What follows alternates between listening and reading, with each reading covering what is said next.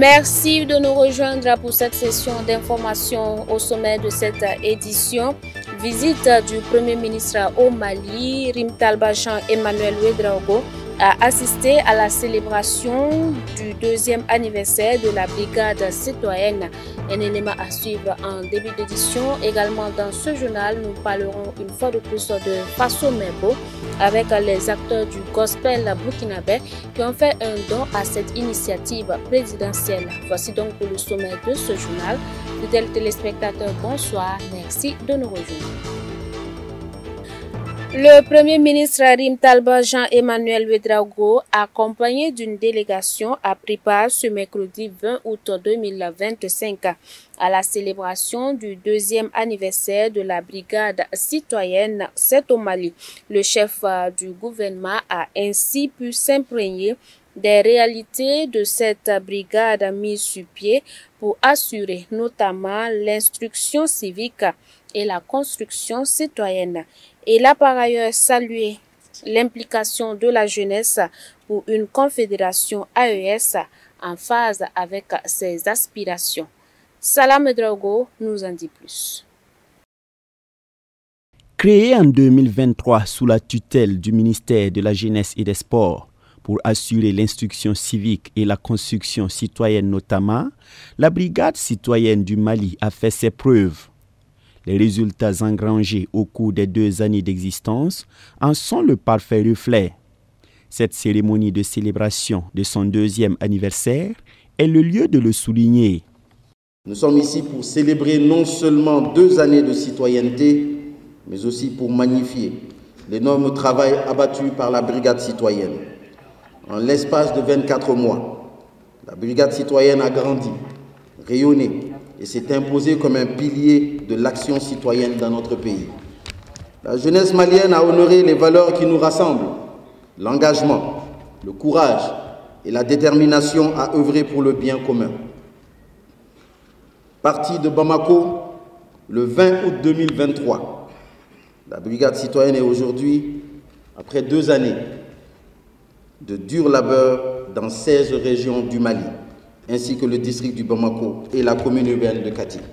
Invité spécial de l'événement, le Premier ministre burkinabé Rimtalba Jean-Emmanuel Ouédraogo a rappelé la place de choix qu'occupe la jeunesse dans tout processus de développement.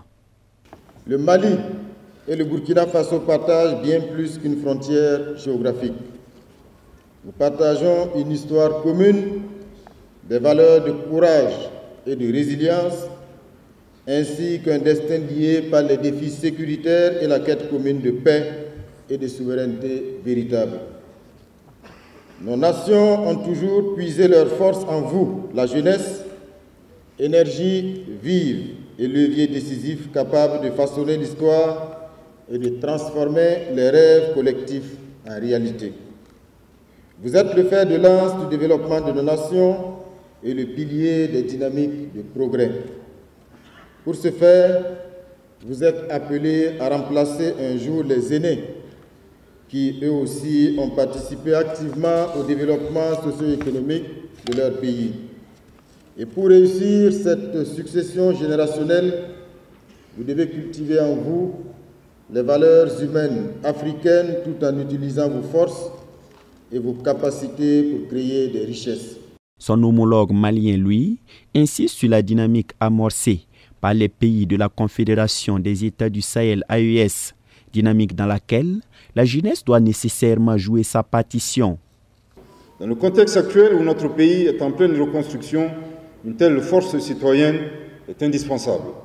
La Confédération des États du Sahel illustre cette ambition partagée de bâtir des nations fortes, souveraines, portées par une jeunesse mobilisée et solidaire. La brigade citoyenne est l'illustration de la vision de nos leaders. Le développement se conçoit grâce à une jeunesse engagée. La synergie entre les jeunesses de l'AES peut devenir un levier puissant de développement. On peut rêver d'une brigade des jeunes de l'AES engagés pour contribuer au développement communautaire, promouvoir l'esprit de solidarité et de citoyenneté et participer activement aux actions de l'AES sur le terrain. Instituée le 20 août 2023, la Brigade citoyenne du Mali a entre autres réalisé des campagnes de sensibilisation, des journées de reboisement, des dons de sang, des actions de nettoyage et d'assainissement. Et puis, le commissaire divisionnaire de police Abdoulaye Belem est le nouveau directeur général de l'École nationale de police. Nommé en Conseil des ministres le 30 juillet dernier, il a officiellement pris les rênes de l'institution ce matin au cours d'une cérémonie solennelle qui a enregistré la présence du ministre en charge de la sécurité. Il succède ainsi à Oumarou Songye avec la résolution de hisser donc cette école au firmament de l'excellence. On voit cela avec Toudacida Salamedrogo. C'est désormais lui le premier responsable de l'École nationale de police.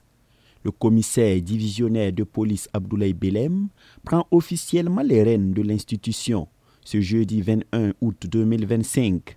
Au cours de cette cérémonie solennelle, enregistrant la présence notamment du ministre en charge de la sécurité, le nouveau directeur général s'est engagé à faire rayonner l'école à travers des actions stratégiques. À ce poste, je m'engage pour une mission au service de l'amélioration continue. Je m'engage particulièrement à faire de la rigueur, de la discipline, de l'éthique et de l'innovation les piliers de mon action. Pour ce faire, avec l'ensemble des cadres et formateurs de cette école, je travaillerai quotidiennement au renforcement de la qualité des enseignements et des formations en mettant l'accent sur les défis contemporains de la sécurité et ceux liés au contexte particulier de notre pays. À la modernisation des outils pédagogiques en intégrant les nouvelles technologies, au renforcement des partenariats nationaux ou internationaux pertinents, à la promotion d'une culture de discipline, d'intégrité, de patriotisme et du respect de la légalité indispensable au succès des missions des forces de sécurité intérieure, à l'amélioration des conditions de travail et de vie des élèves, sans lesquelles aucun apprentissage efficace n'est possible, à la consolidation des liens avec les structures de défense et de sécurité dans un esprit de cohésion, de complémentarité et de coordination. Abdoulaye Belem succède ainsi à ce poste au commissaire divisionnaire de police Oumarou Songye, qui a occupé ce poste durant 3 ans et 3 mois. Il n'a donc pas manqué de souligner les acquis engrangés par son prédécesseur, tout en comptant apporter aux besoins des innovations. Je ne saurais occuper ces fonctions sans rendre un hommage bien mérité à mes prédécesseurs. Ils ont chacun, à sa manière, œuvré à bâtir cette école qui fait la fierté de tous aujourd'hui. À mon très cher aîné et ami et divisionnaire Songye Oumarou, je tiens à t'adresser mes vives félicitations pour les résultats engrangés durant ton passage à la tête de cette structure. Je m'inscris dans une dynamique de préservation des acquis, tout en étant ouvert aux nécessaires réformes. La mission qui nous est confiée est immense et je suis conscient que je ne pourrai la réussir seul. Tout en comptant sur le soutien et les orientations éclairées de ma hiérarchie, j'en appelle à l'engagement de tous, collaborateurs, formateurs, élèves, partenaires, autorités administratives et coutumières. Ensemble, nous devons œuvrer à faire de cette école une référence sous-régionale et continentale en matière de formation policière. Nommé en Conseil des ministres le 30 juillet 2025, M. Belem prend donc les rênes de l'École nationale de police avec la ferme détermination de servir l'intérêt général, de toujours faire honneur à l'uniforme, a-t-il laissé entendre.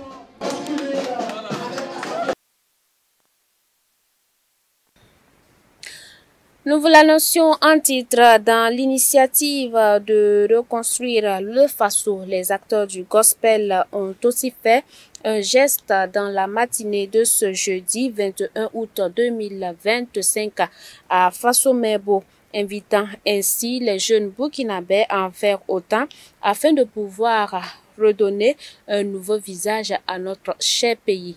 On voit cela avec Pinson Antoinette Bénin, Gédon Tapsoba.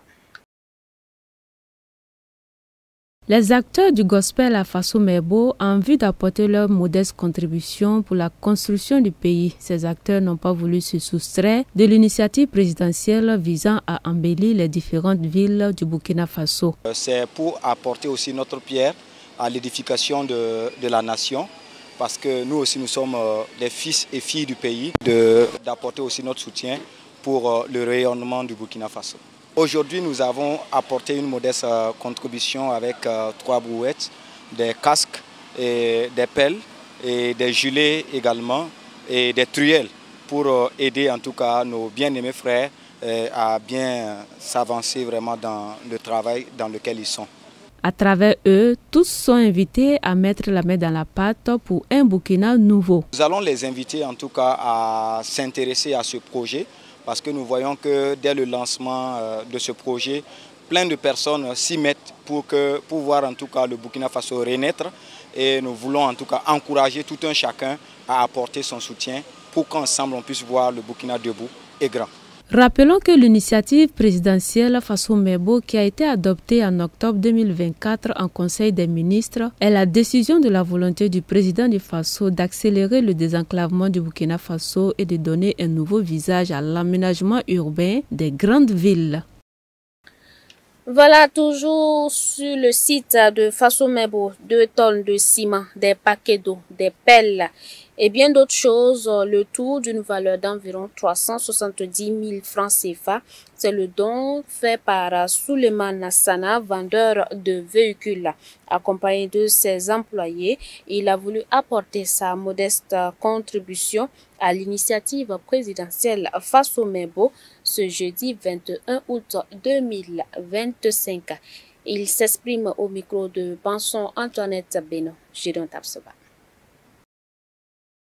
Katuna puha wena mbark na wala ne wena mun konton na avninga wa na wuli tonte ton menga siagar metenga kwa kanere na yitenga to wa meton tenga konton ton siagar metenga sino ton katale bumu ton tun wa kase kote la kum na ba me courage ya to wa la ankura ton na yen tout ton de ton mano to ne ton me pam so ba na ko yamba sino ka tumbe simo to na yibo wala ne kuma babaliwa bidon bonne pisi paquet pisi voilà ne nous koma ça c'est pisi la yibo voilà ne pinga rampia truel dampia pelle pia mamjini la kambo ne ba fanzanga na ba kanya kulin ko neta wane abkayete ne wane simo tonne abkayete ne wane tonne yibo bon kabet ba fotal simo sakayemre ne ba wakane tonne pisi la tono wane sak tonne yiba tona nana zo yande ton kana wakane ba fo metala simo saka yemre bo ate fo me ya buli chimbila ya ton nationalité on tout ton watakane sino ton katar bafi le fo me ya buli chimbila tenga hawa meta fo me ya nukanar bene bar fo katal ligidi fo me hanga katal ligidi na male fo tara pangante wa songontume voilà hamik fo katal vi wona songontume ya simo sak le fo tara ya saka yibu ya comme ça c'est le fo tara fo wa mala so fanzanga songodam te mo hayela me ti sul pit korbo. Et le dernier élément avant de mettre fin à cette édition, l'Association pour le salut des personnes handicapées de la vue du Burkina Faso a organisé la semaine dernière un camp biblique pour les personnes atteintes de la cécité. Plus d'une 50aine de malvoyants évangéliques ont pris part donc à ce camp qui s'est tenu sous le thème « Ta parole est une lampe à mes pieds et une lumière sur mon sentier ». On voit cela avec Habibalay Bourema. J'aimerais déclarer que le présent camp biblique est suspendu. Ce camp biblique qui referme ainsi ses portes a débuté le mardi 12 août dernier sous le thème « Ta parole est une lampe à mes pieds et une lumière sur mon sentier », extrait des psaumes 119 au verset 105. Ce camp très particulier, organisé par l'Association pour le salut des personnes handicapées de la vue du Burkina, a réuni 69 campeurs atteints de la cécité venus des 4 coins du Burkina Faso. L'objectif de ce camp est aider les campeurs à ne pas vivre 2 fois dans le noir et pour cela, plusieurs activités ont été menées. Nous avons eu des séances d'apprentissage du sang. Nous avons eu des temps de louange et d'adoration. Des enseignements autour du thème Des temps de prière. Une projection cinématographique. Et des séances de préparation du feu de camp. Et des visites de structures. Les camps bibliques organisés par nos églises concernent pour la plupart des temps des personnes valides. Alors, pour donc donner des enseignements et la joie aux personnes handicapées visuelles, c'est aussi un des objectifs de ce camp de 5 jours. Nous sommes tellement satisfaits parce que, comme le thème du camp le dit, ta parole est une lampe à mes pieds et une lumière sur mon chantier. Et nous qui sommes des personnes handicapées, qui traversons chaque fois, jour après jour, l'obscurité, qui vivons dans l'obscurité, c'est la parole de Dieu qui nous oriente. C'est la parole de Dieu qui nous montre le vrai chemin à suivre pour parvenir au paradis, pour vivre même avec les autres. Parce que dans la parole de Dieu, tout est dit, tu aimeras ton prochain comme toi-même. Et dans la parole de Dieu, il nous recommande d'être des disciples de Jésus-Christ, d'apporter aussi la parole de Dieu. Donc tout ça c'est dit par la parole de Dieu. Donc voilà pourquoi nous sommes satisfaits et nous savons que ce que nous avons eu comme bagage, ça va nous permettre encore de continuer à vivre en chrétien de valeur. Le président de la région ecclésiastique de Samba, par son représentant, le pasteur Urbain Ouedraogo, trésorier général de la dite région, s'est réjoui pour l'organisation de ce camp pour le salut des âmes des personnes handicapées visuelles et a invité toutes les structures de l'église à accompagner cette association. La région accueille ce camp avec un esprit de reconnaissance à Dieu qui fait des merveilles. Parce que lorsque nous évaluons tout ce qui est en train d'être fait par rapport au salut de ces âmes, et tout en sachant que ces âmes n'auraient pas pu entendre la bonne nouvelle, n'auraient pas pu être sauvées, s'il n'y avait pas vraiment cette structure, ben, il y a de quoi dire merci à Dieu pour son existence. Ben, l'appel premier, ça s'adresse aux structures dans notre région, à savoir l'ASC, la JAD, c'est dire à ces structures-là d'inscrire cette association dans leur programme. Ouvert le 12 août, c'est le samedi 16 août 2025 que le camp biblique de l'Association pour le salut des personnes handicapées de la vie du Burkina a refermé ses portes. Pour rappel, le thème de cette édition s'intitule « Ta parole est une lampe à mes pieds et une lumière sur mon sentier ».